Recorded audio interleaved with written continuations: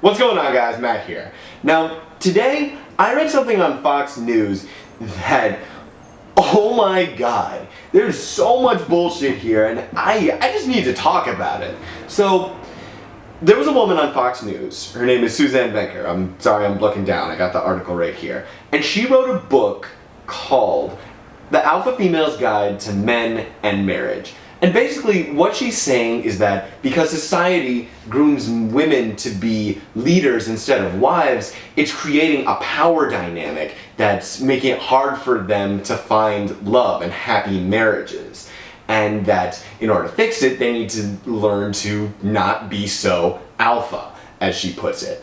And oh my god, there is just so much wrong with this. I mean, for one thing, no one, man or woman, should ever have to temper their attitude to suit their partner, to make their partner feel good about themselves. Now, don't get me wrong, it's one thing to make compromise, you know?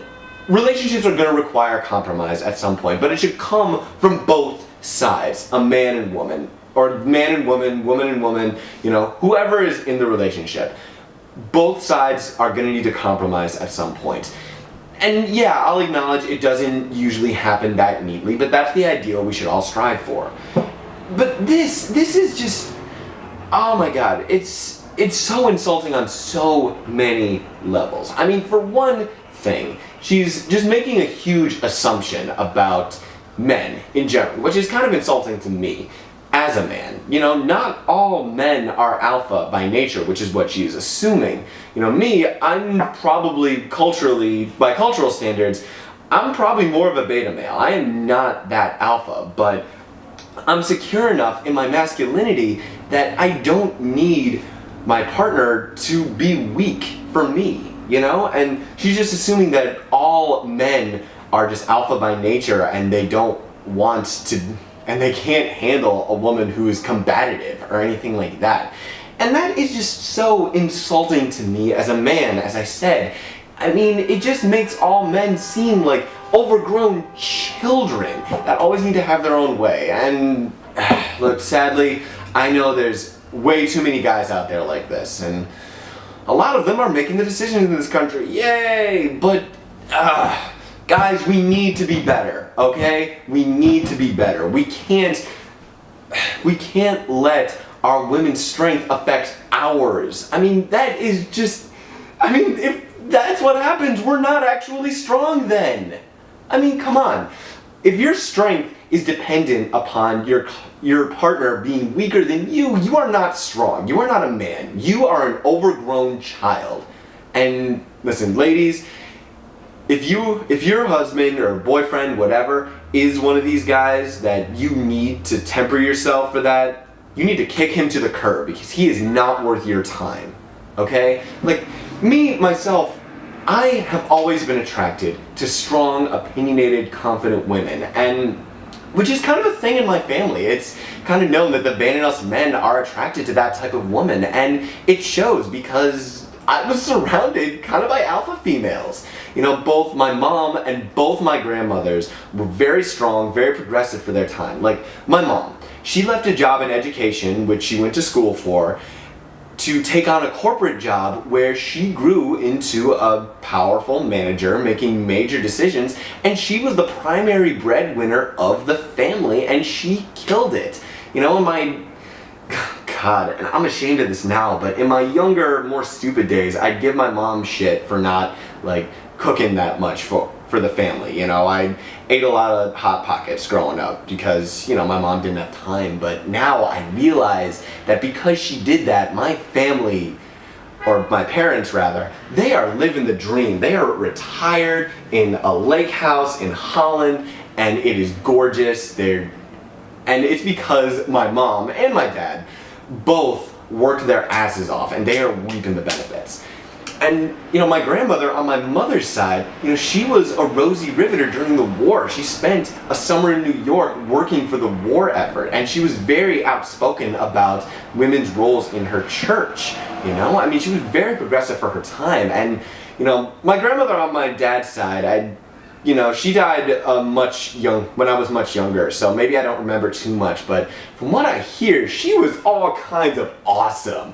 She could party it up and drink just about any man under the table, and even the little I do remember, she was always really spunky, really fun, and man, and from what I hear, my grandfather on my dad's side, he was always a little more of the beta. He was a little more chill, a little more calm, kind of stay in, that kind of thing. But see, that's the point. It's so stupid to think that, women have to be weak. Men have to be the strong one in the relationship, It's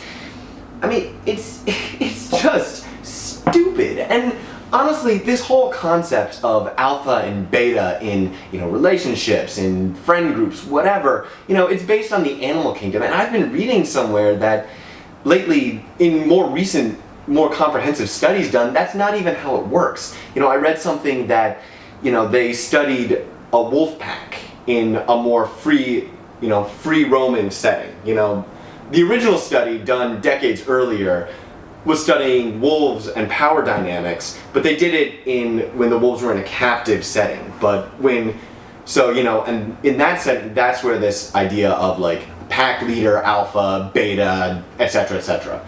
But when you study wolves in their more natural habitat, you find that whenever there's a pack, there's two alphas, a male and a female, and 90% of the time, they're not the alphas because they're the biggest or the strongest or anything like that. They're the alphas because they're the mother and the father of the pack. The pack is their children. So, and that's another thing that just kind of, I don't know, I guess I just hate this idea that, one partner needs to be the more dominant one. I just think in an ideal partnership, whether it's between a man and a woman, woman and woman, man and man, whatever, they should be as close to equal as possible. But and I'm rambling, guys, but this is just such bullshit. Now, to be fair, Suzzane Venker, the author of this book, she does make the point, here, let me look at the article, that, that she's putting everything on the woman, that she's always the one that has to take care of everything and everything like that. But even she says, and I quote, she says, "I am and I'm not." She says that the husband is very much responsible for his actions. If he does something stupid, like drinking, having an affair, that's his actions and he needs to own up to it.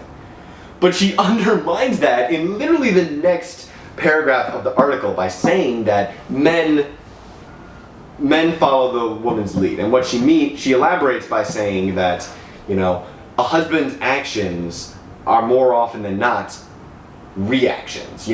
He's reacting to her moods, her personality, her attitude.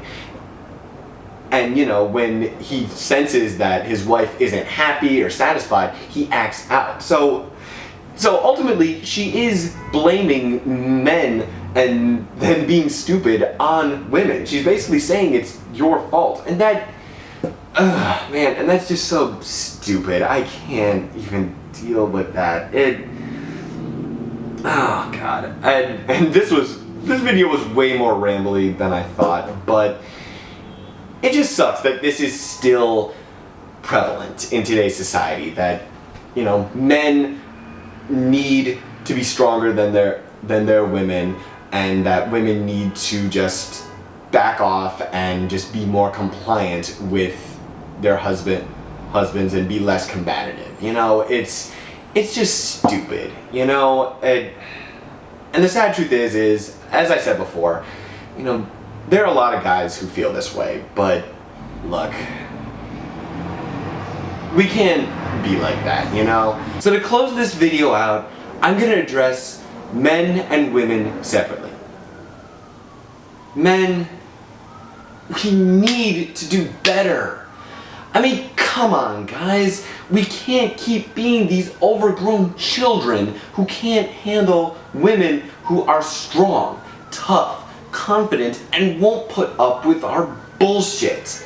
So guys, listen, grow a pair and learn to love alpha women, because they are amazing. and they are gonna shake this world. And to women, I'm simply gonna say this: stay nasty and stay alpha, because the world needs you, now more than ever. Peace.